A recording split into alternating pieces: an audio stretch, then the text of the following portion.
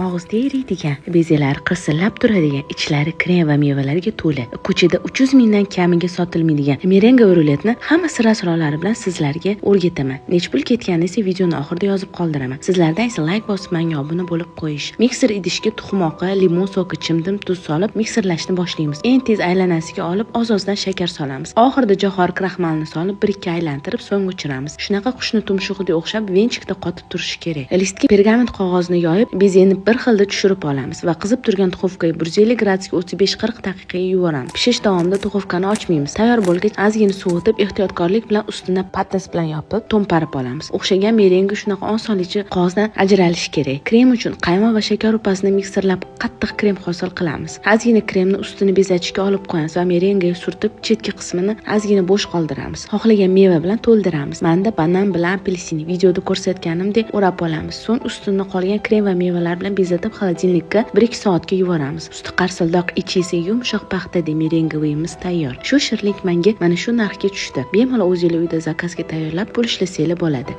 Albatta tayyorlab ko'ring va menga obuna bo'lishni unutmang.